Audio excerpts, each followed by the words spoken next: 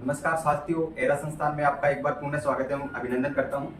जैसा कि अपन जो मास्टर 1-to-1 बैच चला रखे थे, उसके अंदर अपनी 5 सब्जेक्टें कंटिन्यू चल रही है। ठीक है, 2 मेड में करवा रही है और एक मैं 2 सब्जेक्ट में खुद लेकर चल रहा हूँ। ठीक, अब भाई बात करें अपन जो एंटोमोलॉजी है, आपकी कीट विज्ञान है, उसके अंदर 9 टॉपिक कंप्लीट हो गए और आज का 10वां टॉपिक चल रहा है अपना।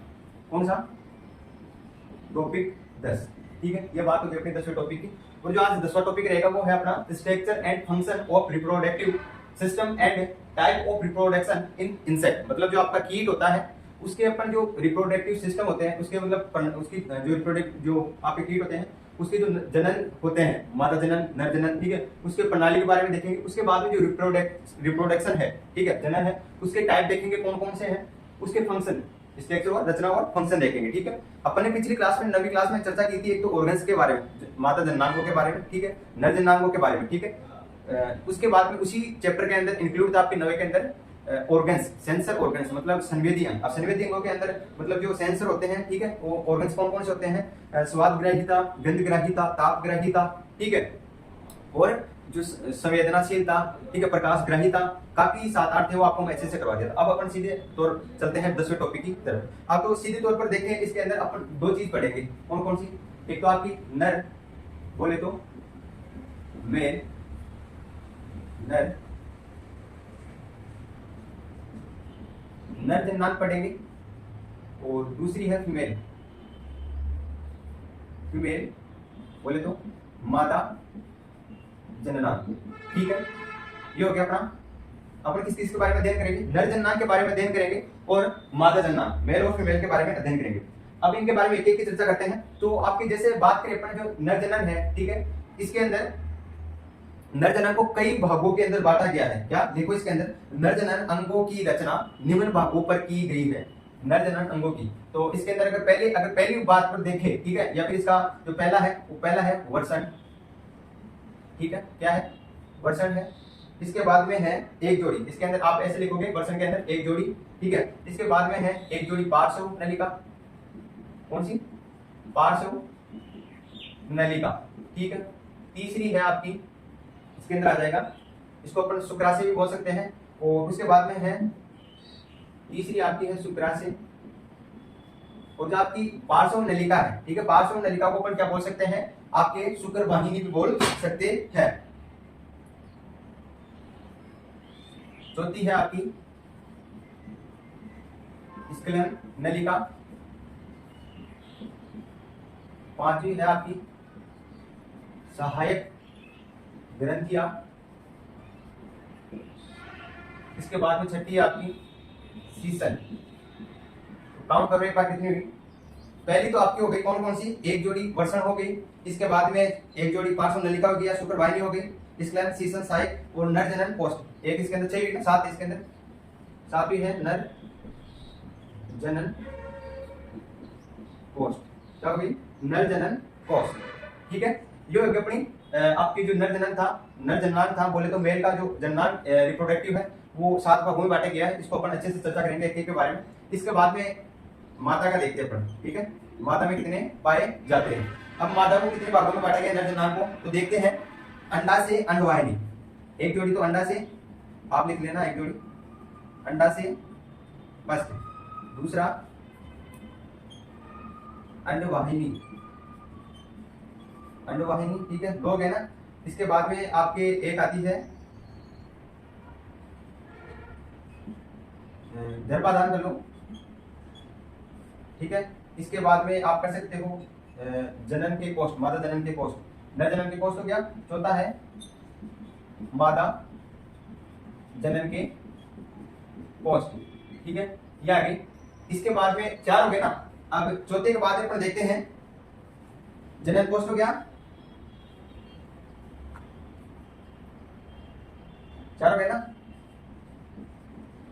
शुक्रदानी और छठा है आपके सहायक ग्रंथिया।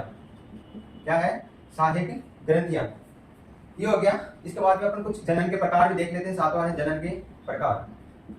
अब भाई आज मैं आपको सीधी सीधी बात बता देता हूँ, जो इसका मैटर है वो लिखा है नहीं जाएगा आपको बिल्कुल भी, क्योंकि जो है, अब जैसे मान लो साथियों के साथ साथ 14 हो गए, बोल तो मेल और फीमेल के जननांगों के बारे में चर्चा करेंगे अपन, तो काफी क्लास जो है आपकी बड़ी हो जाएगी। तो मेरे पास नोट्स है खुद के बनाए हुए, उनमें से आपको मैं बता देता हूँ, साथ साथ समझाऊंगा भी कि जो है फोन से ले लेता हूँ एक बार। अब भाई अपन टेस्टिस देखते हैं, पहले अच्छे से चर्चा करेंगे। ऐसा नहीं है, आपको पहले मैं बताया था नर जननांग, आपको पूछे कि नर जननांगों के भागों के नाम लिखो, तो आपको लिख देना ये साथ है, मादा जननांग भागों के नाम ये लिख देना, ठीक है। अब अपने सीधी सीधी से बात कर लेते हैं, एक एक के बारे में चर्चा कर लेते हैं। तो पहले तो इसके बारे में चर्चा करते हैं, वर्षन के बोले तो टेस्टिस, ठीक है। लिखो, ये एक जोड़ी होते हैं, जो आपका वर्षन होता है वो कैसा होता है, एक जोड़ी होता है, जो कि प्रथम या बोले तो जो कि मध्य प्रणाली बोले तो मिड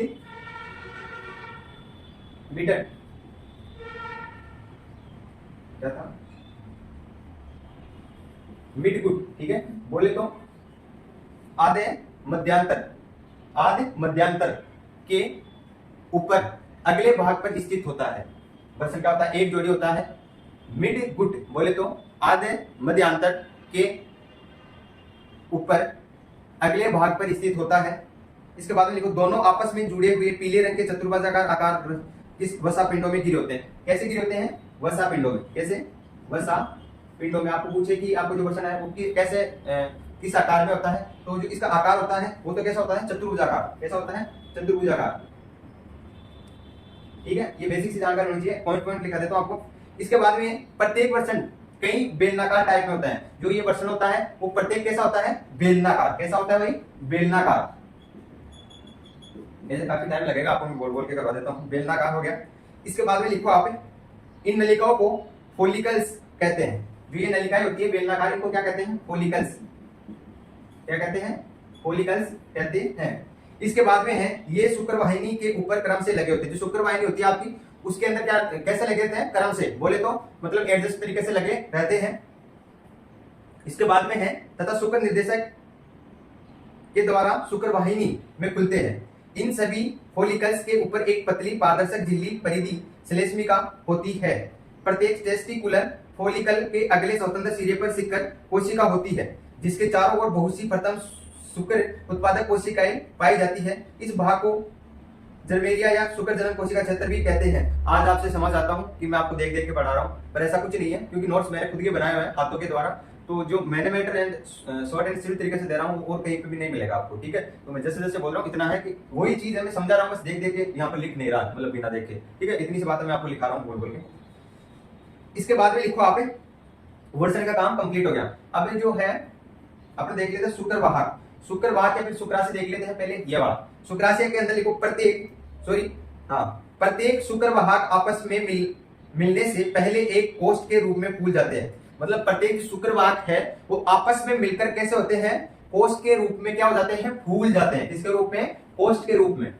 कोष्ठ के रूप में आपस में मिलकर और क्या हो जाते हैं, फूल जाते हैं। कैसे हो जाते हैं, मतलब मोटा, इनका आकार बढ़ जाता है। इसके बाद में है, इस फूले हुए भाग को शुक्राशय कहते हैं। इस फूले हुए भाग को क्या कहते हैं अपन, शुक्राशय कहते हैं। इसके बाद में है, इसी में वीर्य बोले तो स्पर्मेटिक फ्लूइड आवरण जमा हो जाता है। सॉरी, इस पर क्या हो जाता है, वीर्य आकर जमा हो जाता है। मतलब जो ये कोष्ठ होता है ये फूल जाता है, उस पर क्या जमा हो जाता है, आपके वीर्य जमा हो जाता है। इसमें कई धागाकार ग्रंथियां खुलती है। इसमें जो आपका वीर्य आकर जमा हो जाता है, ठीक है, जो कोष्ठ फूल जाती है उसमें कई धागाकार ग्रंथियां पाई जाती है। इसके बाद में स्खलन नलिका, ये देखते हैं स्खलन नलिका क्या होती है, और पार्श्व नलिका भी देख लेते हैं। पहले पार्श्व नलिका देखते हैं। लिखो, प्रत्येक वर्षण से लंबी पीली नलिकाकार एक एक शुक्र वाहिनी निकलती है। प्रत्येक वर्षण से कैसी, लंबी पीली नलिकाकार एक एक शुक्र वाहिनी निकलती है, जो कुछ दूर तक दूसरे के समांतर चलकर आपस में मिल जाती है। ठीक है, ये कंप्लीट हो गया। इसके बाद में है आपका स्खलन नलिका। दोनों ओर शुक्रवाहक शुक्राशय बनने के बाद आपस में मिलते हैं। इसी चौड़ी नली को ही स्खलन नलिका कहते हैं। स्खलन नलिका का अंत वाला भाग नर जनन कोष्ठ में खुलता है। जो स्खलन नलिका का जो भाग होता है वो काय में खुलता है, नर जनन कोष्ठ में खुलता है, जो कि नभे स्टेनम के पिछले सिरे पर स्थित सीसन को विश्राम में आश्रय प्रदान करता है। क्या करता है, आश्रय प्रदान करता है कौन, स्खलन नलिका। उसके बाद में सहायक नलिका देखो, सॉरी सहायक ग्रंथियां। एक यह है लंबी तथा मुड़ी हुई होती है। ये कैसी होती है, लंबी होती है और कैसे, ऐसे मुड़ी हुई होती है। ऐसे मुड़ी मतलब ऐसे सीधी नहीं होती, ऐसे मुड़ी हुई होती है, बैंड के आकार की होती है। शुक्राशय में एक तसदार द्रव्य डालती है, जो कि शुक्रों को संचित रखने में सहायक देता है। ये शुक्राशय के अगले सिरे पर स्थित होती है। कुछ कीटों में यह तसदार द्रव्य स्पर्मेटोफोर बनाता है। ठीक है, यह हो गया आपका कंप्लीट। इसके बारे में सीसन के बारे में आपको ये एक जोड़ी पाया जाता है सीसन के अंदर। ठीक है, और जो अंदर से जो यूरिन होता है उसको निकालने का कार्य करता है, यूरिन के लिए काम आता है। ये नर जनन कोष्ठ होता है, मतलब जो नर का जो जनन होता है उस एक कोष्ठ पाया जाता है। ठीक है, अब भाई अपन सीधे मानव जनन की बात करते हैं, वो है तो फीमेल की। ठीक है, उसके अंदर अंडाशय देख लेते हैं। पहला अंडाशय देखते हैं। अंडाशय में है ये दो होते हैं, अंडाशय होते हैं। वो कितने होते हैं? दो होते हैं, जो कि आहार नलिका ऊपर पशु वक्ष से उदर के छठवें खंड तक के भागों में स्थित होते। कितने? छठवें भागों तक, मतलब छठवें खंड तक क्या होती है? ये स्थित होती है। इनकी लंबाई लगभग 2 सेंटीमीटर होती है। जो अंडाशय होती है उनकी लंबाई कितनी होती है? लगभग 2 सेंटीमीटर होती है। प्रत्येक अंडाशय के अंदर बहुत सी अंड उत्पादक ग्रंथियां होती है तथा प्रत्येक अंड उत्पादक ग्रंथि के ऊपर एक धागाकार रचना होती है। कैसी होती है? एक धागाकार रचना होती है। यह अंड उत्पादक ग्रंथियां केलिकस के ऊपर स्थित होती है। केलिकस पीछे की ओर पतली होती है तथा इसके ऊपर अंड उत्पादक ग्रंथियां नहीं होती। इसे ही अंडवाहिनी कहते हैं। क्या कहते हैं? इसे अंडवाहिनी कहते हैं, ओविडक्ट कहते हैं। इस तरफ के अंड उत्पादक ग्रंथियों के धागे एक दूसरे से जुड़े होते हैं तथा अंत में जाकर टर्मिनल फिलामेंट बनाते हैं। क्या बनाते हैं? अंत में जाकर क्या बना लेते हैं? फिलामेंट बना लेते हैं। फिलामेंट बना लेते हैं। फिलामेंट बना लेते हैं। ठीक है, इसके बाद में है दोनों अंडाशयों के टर्मिनल फिलामेंट कक्ष के पहुंचकर मध्य रेखा पर मिलकर मध्यवर्ती धागा बनाते हैं। ये धागा पृष्ठीय मध्य पट से जुड़ा रहता है। प्रत्येक अंड उत्पादक ग्रंथि की दीवार फोलिकुलर एपिथीलियम की बनी होती है, जिसके ऊपर एक झिल्ली होती है जिसे ट्यूनिका प्रोपियम कहते हैं। क्या कहते हैं? एक झिल्ली ऊपर बनी होती है, उसे क्या कहते हैं? ट्यूनिका प्रोपियम कहते हैं। ठीक है, ये कंप्लीट हुआ। इसके बाद में अपन दूसरी है आपकी अंडवाहिनी। अंडवाहिनी देखते हैं। दोनों अंडवाहिनी सफेद रंग की होती है। जो ये दो अंडवाहिनी पाई जाती है मादा जनांग में, कैसी होती है? व्हाइट होती है। बोले तो सफेद रंग की होती है, सफेद व्हाइट कलर की होती है। अंडवाहिनी का अगला हिस्सा जिस पर अंड उत्पादक ग्रंथियां लगी होती है केलिक्स कहलाता है। क्या कहलाता है? आपका केलिक्स कहलाता है। ये भाग चौड़ा होता है। अंडवाहिनियां जैसे जैसे पीछे की तरफ बढ़ती है संकुचित होती है तथा नीचे की ओर आपस में मिलकर संयुक्त अंडवाहिनी बनाती है। ये वेजाइना के अगले सिरे पर एक छिद्र द्वारा खुलती है। जो माता का जो वेजाइना होता है उसका जो अगला सिरा होता है वहां पर जो छिद्र होता है वहां पर क्या होती है? ये खुलती है, ओपन होती है। ठीक है, ये कंप्लीट हो गई। इसके बाद में शुक्रदानी है। शुक्रदानी का ये शुक्रदानी के बारे में चर्चा करते हैं। शुक्रदानी आपकी है वेजाइना के अगले सिरे के ऊपरी भाग से जुड़ी हुई, मतलब जो वेजाइना होता है उसका जो ऊपर वाला जो अगला भाग होता है उससे जुड़ी रहती है। वेजाइना से जुड़ी रहती है कौन? शुक्रदानी। जुड़ी रहती हुई एक शुक्रदानी होती है जिसमें नर से प्राप्त वीर्य इकट्ठा होता है। मतलब वीर्य क्या होता है? शुक्रदानी के अंदर वीर्य इकट्ठा होता है। ये गुब्बारे के आकार की होती है। जो आपकी शुक्रदानी होती है वो किस आकार की होती है? गुब्बारे के आकार की होती है और एक नली द्वारा वेजाइना में खुलती है। एक नली होती है उसके द्वारा ही वेजाइना के अंदर खुलती है। कौन खुलती है? आपकी शुक्रदानी। और इसका जो आकार होता है वो कैसे होता है? गुब्बारे आकार का होता है। शुक्रदानी में एक ग्रंथि भी खुलती है जो कि एक प्रकार का द्रव शुक्रदानी में लाती है, जिससे शुक्राणुओं को अधिक समय तक जीवित रखा जाता है। इसके बाद में जनन कोष्ठ देख लो आप। जनन कोष्ठ कहां लिखा है आपको? मैं ये रहा माता जनन कोष्ठ। ये देखो आप चौथा। वेजाइना पीछे की ओर वेजाइना पीछे की ओर चलकर जनन कोष्ठों में खुलती है। जनन कोष्ठ नर्व स्टर्नम में खुलता है। इसमें नर के पेरामीस फंस जाते हैं जिसमें मैथुन में सहायक मिलती है। तो मैथुन ये मतलब मादा जनन जो कोष्ठ होता है वो किसमें सहायता करता है? आपके सीधे तौर पर देखें तो मैथुन में सहायता करता है। इसके बाद में सहायक ग्रंथियों के बारे में चर्चा करते हैं। इसकी सहायक ग्रंथियां ये सहायक ग्रंथियां है आपके दो सहायक ग्रंथियां होती है जो कि अंडवाहिनी के अगले भाग पर बड़े भाग पर खुलती है। कितनी होती है? 2 होती है। वो कहां पर खुलती है? आपके अंडवाहिनी के अगले बड़े भाग 2 भागों पर खुलती है। इन ग्रंथियों से गोंद जैसा चिपचिपा द्रव निकलता है। जो सहायक ग्रंथियां होती है उनसे गोंद जैसा चिपचिपा पदार्थ निकलता है। कैसा निकलता है? चिपचिपा पदार्थ निकलता है। इसके बाद में है जो सूकर अंडों के ऊपर सख्त होल बना देता है एवं अंडपिंड अंडपिंड बनाते में अंडपिंड जो अंडपिंड होता है उसको बनाने में मदद करता है, हेल्प करता है, सहायता करता है। सहायक ग्रंथि हो गई। इसके बाद में गर्भाधान है, इंपॉर्टेंट है मादा के अंदर। गर्भाधान है फर्टिलाइजेशन। मैथुन के पश्चात वीर्य शुक्रधानी में बढ़ जाता है। मैथुन जब होता है उसके पश्चात जो वीर्य होता है वो कहां पर बढ़ जाता है, आपके गर्भाधान बोले तो सॉरी शुक्रधानी में बढ़ जाता है। जब अंडाणु अंडवाहिनी से उतरकर वेजाइना में आता है, जब अंडाणु अंडवाहिनी से उतरकर वेजाइना के अंदर आता है उस समय क्या होता है, तो अंडाणु के मर्मस्थली बोले तो शुक्रधानी से आकर एक या दो शुक्राणु अंदर घुस जाते हैं। कितने, मतलब लाखों करोड़ों शुक्राणु आते हैं, उनमें से एक दो शुक्राणु ही अंदर प्रवेश कर पाते हैं। कितने, ये तो सभी आप 10th से ही पढ़ते आ रहे हो, ठीक है। लाखों करोड़ों शुक्राणु होते हैं, उनमें से कुछ एक दो ही शुक्राणु कैसे होते हैं जो अंदर घुसते हैं या फिर अंदर एंटर होते हैं, प्रवेश करते हैं।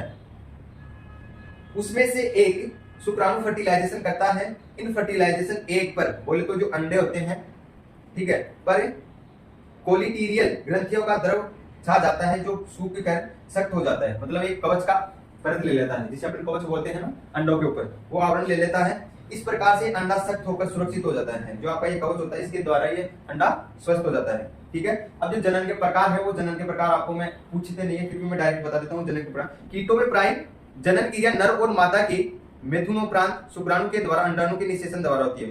मैथुन के पश्चात कैसी होती है, अंडाणु में शुक्राणु के द्वारा अंडाणु में निषेचन द्वारा होती है। अब इसके अंदर पहला आपका दो प्रकार से होता है जनन, सजीव प्रकार प्रजता। पहला है सजीव प्रजता, ठीक है। दूसरा आपका है अनिषेक जनन, अनिषेक जनन। तीसरा आपका है साविकी जनन। चौथा है आपके बहुभूमिता, ठीक है। पांचवा है उभयलिंगी, उभयलिंगी, ठीक है।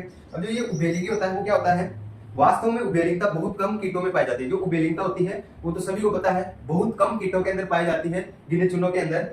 इसमें नर तथा मादा जनन अंग एक ही कोट में मिलते हैं। मतलब इसके अंदर उभयलिंग किसे कहते हैं, जो नर भी हो और मादा, मतलब नर के भी लक्षण प्रकट हो और मादा के भी लक्षण प्रकट हो, उसे अपन क्या बोल सकते हैं, उभयलिंगी बोल सकते हैं। इसका प्रमुख उदाहरण एक सलग कीट, इसका जो प्रमुख उदाहरण तौर पर देखें तो कौन सा होता है, सलग कीट मानते हैं अपन, ठीक है, जिसमें नर और मादा जनन अंग भी होते हैं तथा इसमें वास्तविक मादा ही नहीं होती। इसमें नर और मादा दोनों होते हैं पर इसमें वास्तविक मादा ही नहीं पाई जाती, इसमें एक सलग कीट के अंदर, ठीक है। और जो आपकी ये सजीव प्रजता है, अनिषेक जनन है, ठीक है, साविकी जनन है, बहुभूमिता है, वो आपको जो आपकी शिवानी मैम है वो बायोलॉजी के अंदर अच्छे प्रकार से करवा रखी है, तो वहां पर आप चेकआउट कर सकते हो। इतना इनमें से क्वेश्चन नहीं पुटअप होगा, जो मैं आपको ऊपर वाले करवाया हूं उन्हीं के अंदर से क्वेश्चन पुटअप होगा, ठीक है। तो दोस्तों अगर आज की क्लास अच्छी लगी हो, आपको सेशन अच्छा महसूस हुआ हो कि सेशन अच्छा है, तो सेशन को ज्यादा से ज्यादा दोस्तों के पास शेयर करें। और जो भी स्टूडेंट इस सेशन में जुड़े हैं, इस चैनल पे विजिट किए हैं, वो चैनल को जरूर सब्सक्राइब करें और इस वीडियो को अपने जितने भी फ्रेंड सर्किल है वहां तक पहुंचाइए, ठीक है। क्योंकि हर स्टूडेंट, हर विद्यार्थी इन क्लासों का आनंद ले, इन क्लासों का लाभ लेवे, ठीक है। मिलते हैं अपन नेक्स्ट क्लास में नेक्स्ट वीडियो के साथ, एक नए जुनून के साथ। जब तक जय हिंद, जय भारत, धन्यवाद।